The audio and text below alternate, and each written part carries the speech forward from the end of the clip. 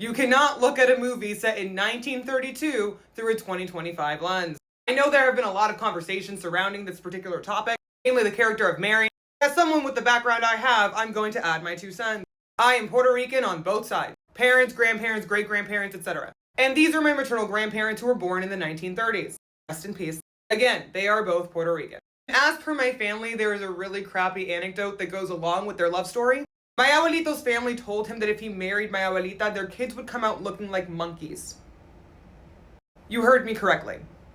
You heard me correctly. Mind you, they were both Puerto Rican. Also, I found their census records. My abuelita was listed as negra, which is Spanish for black, and in English documents she was listed as colored. So if colorism and racism was happening within communities, what do you think was happening between white and black communities? Yes, in 2025, a person like Mary is considered white presenting. This is another topic because I feel like there's nuances there too.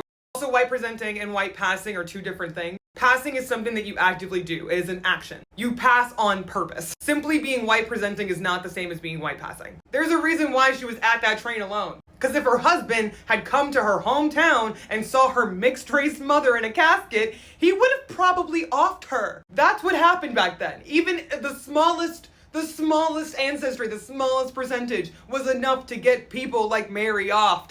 She even tells Stack, I didn't want to be white, you made me do that.